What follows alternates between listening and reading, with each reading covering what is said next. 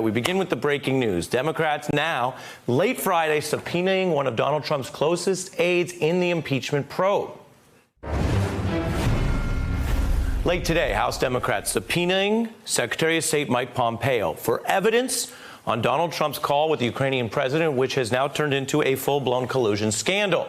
We were just talking about Rudy Giuliani. Well, they want information on his interactions with Ukrainians. He's been passing the buck back to the State Department. The committee now had asked for many of these related documents weeks ago. Pompeo had been declining to turn anything over.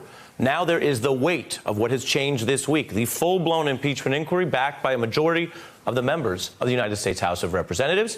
And we could show you what we're learning here because this is brand new. They say the subpoena is pursuant to that impeachment inquiry and that failure to refuse or refusal to comply will constitute evidence of obstruction of the House's impeachment inquiry. That is some of the toughest language you can get. It says you're part of that constitutional crime. And then breaking just now, I was just discussing with my colleague Chuck Todd, Rudy Giuliani is saying to Sky News he wants to testify to Congress. Are you willing to testify in front of Congress? Well, there's a lot of problems with that. I mean, would I like to testify and tell my story? Sure. I've been telling it all the time. In fact, you know my story. There are things that I can't testify to because I'm a lawyer. What has the president said to you this week? He asked me how I'm doing. We talked about golf. And anything we talked about relating to the case, I can't tell you. So that would be the news, except for what was just referenced. Literally within the last couple of moments, Giuliani is now telling us here at NBC he wants to make it clear he has not decided if he'll testify. I want to get right to a lot of this new reporting, and then we have a breakdown a little later. Juanita Tolliver is here from the Center for American Progress, Leah Wright-Rigueur from Harvard's Kennedy School, and Kenji Yoshino, a constitutional scholar at NYU. Great to see all of you. Professor Rigueur, I begin with you. I'm going to put the Rudy to the side because he doesn't even know what his news is, although we're happy to share his statements, contradictory as they may be. But as we end this week, what is the significance, in your view, of the House sending what are now formal impeachment subpoenas to Secretary of State Pompeo? You know, I think the House at this point is wondering who is going to be the Tekashi 6ix9ine of the Trump administration. I mean, they're pulling out essentially all in the sense of going into hiding or tattooing their own face. Or, you know, all of the above. Very colorful characters, naming names, snitching, selling. Who is going to, you know, who is going to be disloyal to the Trump organization?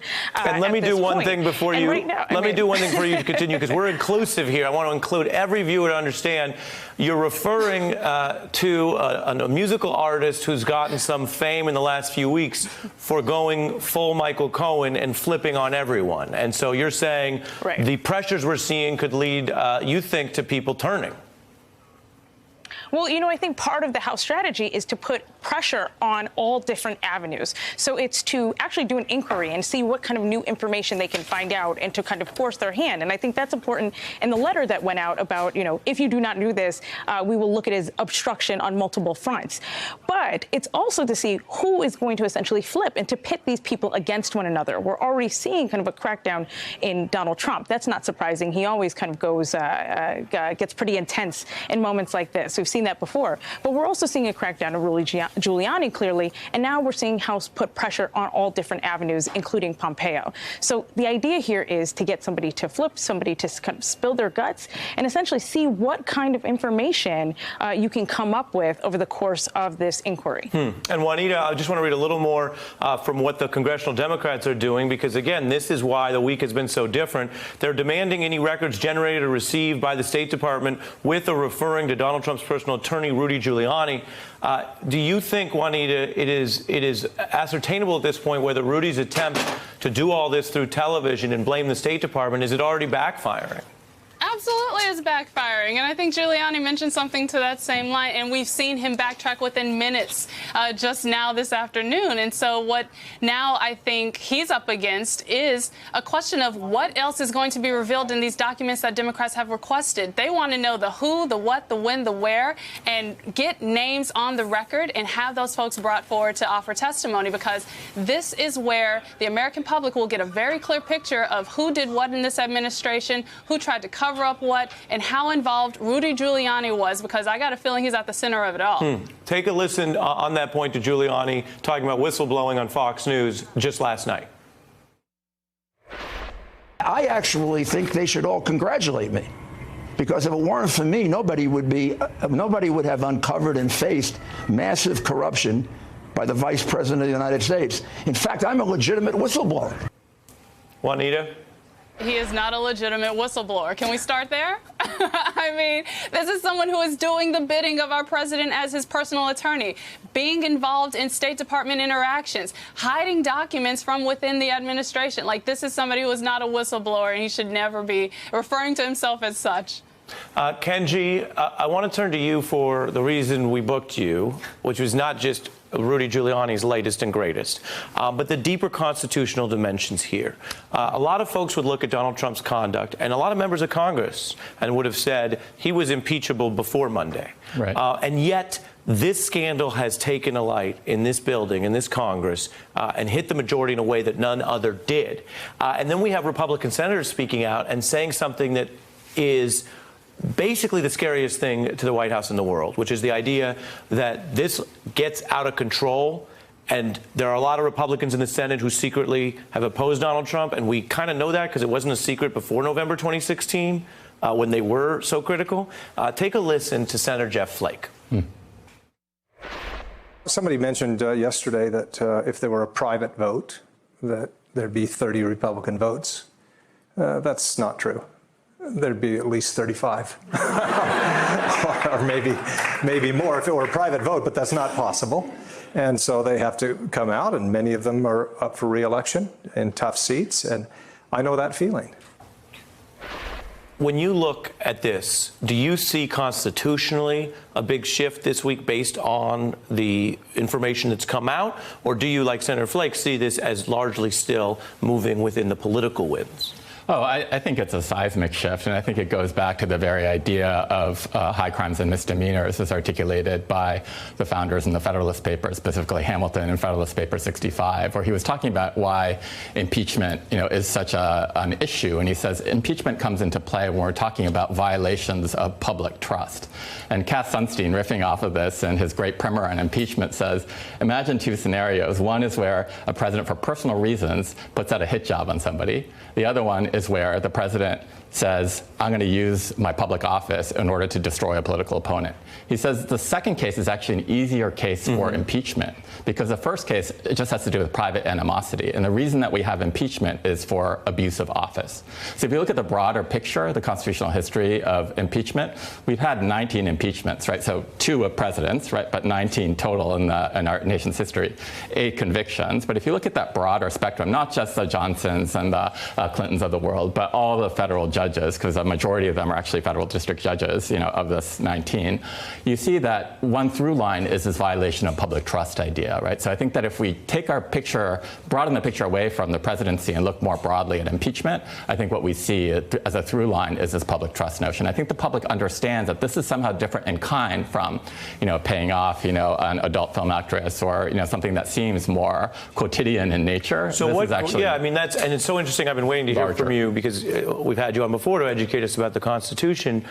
The Mueller report had substantial evidence of obstruction, but less on collusion. What grade would you give the impeachability of the Mueller report versus the Ukraine scandal, which on its face is the president's own evidence saying abuse the office to get help with re-election? Well, grade of each. Well, I'll tell you, I don't like to give out grades, especially for work in progress. You're a professor. Well, this is a work in progress. I want to see it completed. But I will say, that Mueller himself said that the proper vehicle for this was not. I mean, he was basically saying we can't indict, a sitting president. Right, it was a separate issue. Look, Juanita, and he remitted it to the impeachment process. Everybody hangs with me. Juanita, later I'm going to ask you to give a grade to Kenji Yoshino's ability to give a grade. I'm thinking F, but it's we're all friends here. We're all friends here. Everyone stays. As promised, we wanted to get in some of the breaking news and now turn to a little bit of a breakdown and then get your responses on the flip of it. The Pompeo subpoena here comes, as we've been discussing, with the impeachment ranks growing. 225 House Democrats back these impeachment proceedings.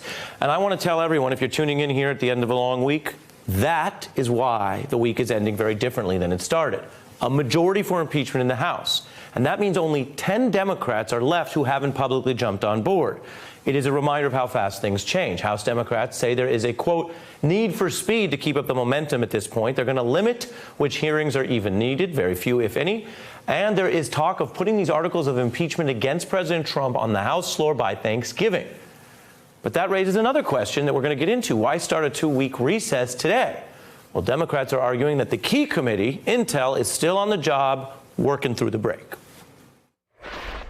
We've already begun reaching out to witnesses. We're going to be noticing depositions or interviews as soon as next week. We expect subpoenas to go out, more subpoenas to go out first thing next week as well.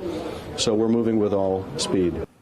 The subpoenas are putting new heat on the White House to answer these remaining questions, like the news that White House officials knew about this whistleblower's complaint very soon after Trump's call and kept hiding it. Or if they stonewall and they duck, Democrats are saying that would further strengthen their fast timeline because it'll show the public there's no boxes left to check if Donald Trump's own appointees won't even show up to defend themselves in this crisis, putting more pressure on people like Attorney General Bill Barr. Let me ask you about the Attorney General. He's gone rogue. I think where they're going is a cover-up of the cover-up. And that's really very sad for them. And that to have a Justice Department go so rogue, well, they have been for a while. That's the Speaker's messaging. And look at this in the New York Times from just moments ago. The head of the NRA meeting with Donald Trump today, allegedly to offer financial support for a legal defense and telling Trump it's time to stop the games over gun control legislation. Throw one more issue into this complex mix. Professor Rigueur, what do you think of what we're hearing from the Democrats? Obviously, the subpoenas strengthen their point tonight that they're working. But is this the right time to take 2 weeks for most of Congress off? Well, I don't think they have a choice in terms of can they take this off or not. They have to be working, in part because of protests from outside of Congress, right? So the Democratic base wants something. They have wanted something for a while. And I said, right here on the show a while back that Democrats at some point either had to put up or shut up because the base wants something.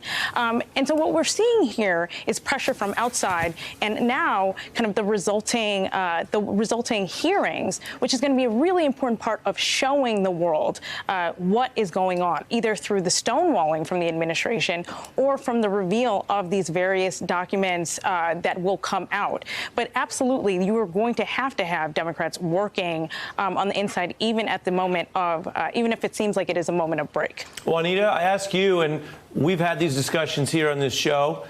We've had debates among our panelists about whether the Democrats, particularly the leadership after Mueller, stopped short and didn't find the momentum and didn't deal with the threat that many people say that Donald Trump poses. He certainly took his own reaction from that because watching the Democrats after Mueller, he went ahead and directly began the next steps of this collusion plot and made reference to that. And we know all that now. So I'm curious if you look at this and you take Democratic leadership at your word, or you have concerns, because I'm hearing from some people saying, gosh, if Speaker Pelosi wasn't that into impeachment a week ago and a month ago and 6 months ago, how do we know that this recess doesn't turn into a way to find an off-ramp? What do you think? I think the Democrats are still working, and even over recess, will be working in the field, talking to their constituents about why this needs to move forward, continuing to garner that public buy-in and support for their movements. Because now that the Democratic Party and the caucus is unified in this action, because let's remember, there was not that much unification over Mueller and their reaction to it. So now that the Democratic Party is unified, I have full confidence that they're going to move forward full steam ahead. We saw that with the subpoena going out today. We see that in Pelosi's language about Barr and really calling him out for what he's been doing since he took on the role of Attorney General and working as President Trump's personal attorney in that role, working to protect him at all stops. And at this point, it's definitely something that Democrats will maintain the momentum through this recess because they're going to be in the field talking about this to their voters. Juanita and Leah, thank you very much. We've got a lot to get to. I appreciate it. Kenji, stay with me, because the final question I want to ask you as we're gathered here in New York is, from a constitutional perspective, do the Democrats or does the House need more information or evidence, or can it consistent with its constitutional duties, move forward on impeachment now? Well, you're going to accuse me of squidging out from an You answer. are literally shifting around in your chair. But I think what's crazy making, and I can talk to you lawyer to lawyer on this about impeachments, is that we're used to courts and we're used to court procedures, and the rules of evidence and everything that hedges that process is something that's really well known to us. When we move to impeachments, they shifted over, right, to the Congress, which is essentially taking or the House that's taking the prosecutorial function, and the Senate that's taking the kind of trial function. And it's the rules are really, really different. So, I mean, the reasons why we do this, specifically, again, Hamilton's saying we don't want to put the Supreme Court under that kind of a spotlight. It's 9 individuals. Right, but I don't take you to be endorsing an impeachment of any particular president if you answer that the lack of specific rules means they can move pretty fast. There's no other triggers they need. Yeah, but I think what I'm saying, Ari, is that if you think about it from a judicial process perspective in a court, there's a rule of evidence that I can apply and a standard that I can apply to ascertain what a judge would likely do. Because we're not in court, we don't have precedents, we don't have those rules of evidence, we don't have those burdens of proof, right, laid out in the same kind of way. It's much harder to say what would be sufficient, right? So I can opine on what my personal opinion would be, but I don't think that's as relevant as, thinking about what this Congress is going to do. Kenji Yoshino, ever careful. Appreciate you, sir. Thank you so much. Hey, I'm Ari Melber from MSNBC. You can see more of our videos right here, or better yet, subscribe to our YouTube channel below. You could have been anywhere in the world, but you're here with us, and we appreciate that.